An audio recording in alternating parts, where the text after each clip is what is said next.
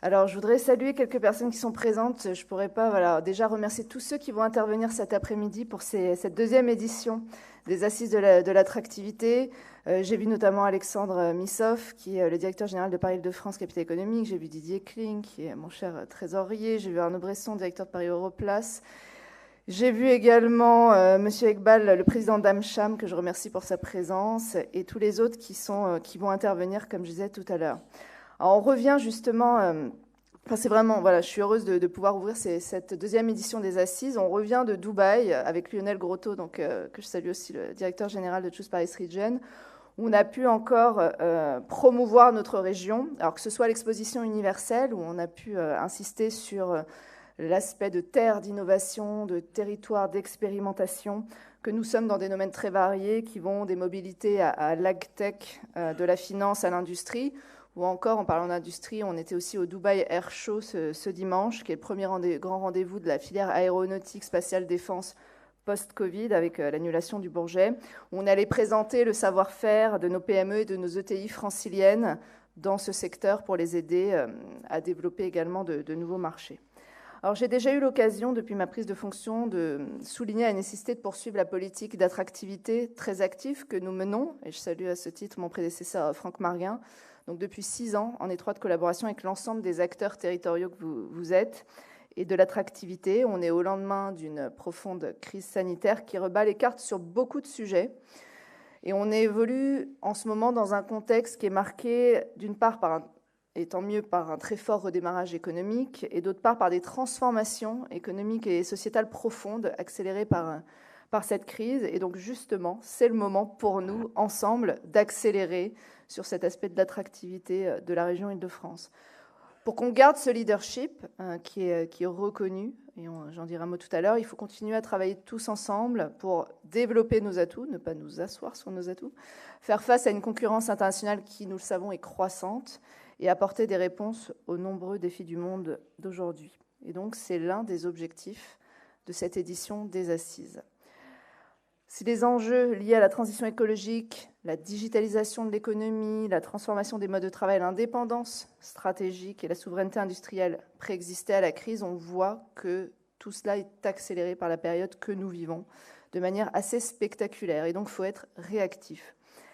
Les grandes régions mondiales comme la nôtre, comme l'Île-de-France, elles doivent répondre à ces enjeux. Et donc, c'est la raison pour laquelle on a souhaité que cette édition des Assises elle soit consacrée à des échanges sur cette nouvelle donne de l'attractivité des territoires. Donc aujourd'hui, vous allez aborder collectivement des sujets stratégiques pour l'attractivité de notre région, les transformations des modes de travail qui changent profondément. On va tenir d'ailleurs bientôt avec Valérie Pécresse, d'ici la fin de l'année, des assises post-Covid pour voir justement tout ce qui se passe dans cette transformation, que ce soit les modes de travail, de transport, etc. Donc ces transformations des modes de travail qui changent profondément, il y a le mode de fonctionnement des entreprises, des politiques d'investissement, la stratégie d'affectation du foncier, les relations entre les grandes agglomérations et les territoires périphériques des métropoles. Il y a aussi le sujet de la logistique urbaine. On a aussi vu à Dubaï tout ce qui était vertical mobility. On essaie de se préparer pour les JO. Donc la logistique urbaine qui doit se structurer pour concilier les attentes des consommateurs, les exigences environnementales, le cadre de vie, la gestion des flux croissants dans les centres urbains qui sont déjà saturés, notamment dans les régions très denses comme la nôtre, sans pénaliser la circulation individuelle, comme peuvent le faire parfois certains. Le renouveau industriel aussi, la relocalisation des chaînes de valeur stratégiques. Donc, on voit que la crise sanitaire, elle a mis en évidence nos vulnérabilités et nos dépendances aux fournisseurs étrangers. C'est un enjeu capital. Soit côté région, on travaille énormément. On a fait beaucoup d'aides très concrètes à la relocalisation pour relocaliser des productions, notamment à haute valeur ajoutée, de produits plus ou moins lointains, que ce soit de la Belgique ou l'Asie. Et donc, on accélère là-dessus. Un mot pour la filière image, puisqu'on a le comité du film dans Choose Paris Region. La filière image est une des filières industrielles qui a été particulièrement impactée par la crise Covid et qui se trouve confrontée à une opportunité historique de transformation, de recomposition de ces chaînes de valeur dans un contexte d'industrialisation de la production. Donc, les échanges que vous allez avoir aujourd'hui sur tous ces sujets, et je profite à ce titre pour vous dire que notre présidente aurait vraiment aimé être là pour ouvrir ces assises, je le sais, mais malheureusement, elle est prise par ailleurs. Donc, ces échanges-là, ils vont nourrir l'action de la région, et aussi des acteurs du développement économique en Île-de-France. Et on est face à une situation, voilà, je vous le dis, de transformation, d'accélération, où nous, on reste très optimistes. On l'a vu dans les chiffres, qui, malgré Covid, on a vu en 2020, il y a eu un nouveau record de création d'emplois dans notre région. Grâce aux investissements étrangers, il y a à peu près 11 000 emplois qui ont été créés malgré la crise sanitaire dans la région, alors que ça baissait plutôt ailleurs dans les autres régions métropolitaines.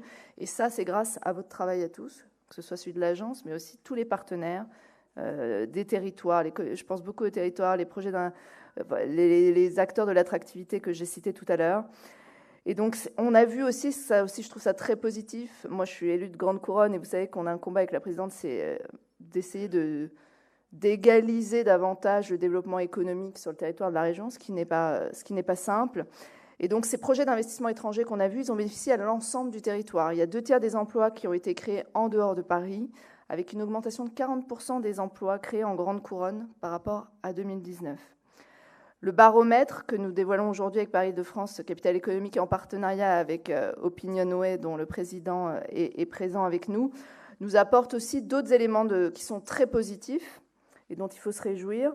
Au niveau mondial, l'Île-de-France est la première métropole au monde pour les investissements dans les sciences du vivant, tirés par le pôle d'attractivité, par l'attractivité des pôles de Villejuif, de Biocitec à Romainville et de Saclay, mais aussi plus globalement sur les centres de R&D, ce qui est un résultat majeur, ainsi que dans le secteur des services financiers, où l'Île-de-France dépasse désormais Londres.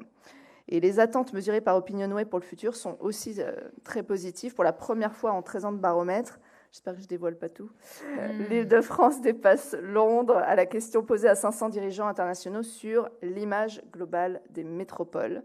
Et donc on devient pour la première fois la métropole à laquelle les dirigeants prédisent la plus forte progression dans les 3 prochaines années. Donc je remercie à nouveau tous nos partenaires et le public présent aujourd'hui. Ces sujets que vous allez aborder, comme je disais, ils ont un impact à la fois sur notre attractivité, mais aussi notre compétitivité, sur l'emploi. Et dans ce monde qui est en pleine transformation et qui offre d'immenses opportunités, mais aussi de grands défis, on a besoin plus que jamais je le redis parce que c'est important, de jouer collectif, travailler ensemble, de mutualiser nos moyens et nos compétences et parler d'une seule voix à l'international. On l'a encore vu cette fois-ci sur ce déplacement qu'on vient de faire. Donc je souhaite un très grand succès à tous vos travaux et je vous remercie de votre écoute et bon après-midi à vous. Merci.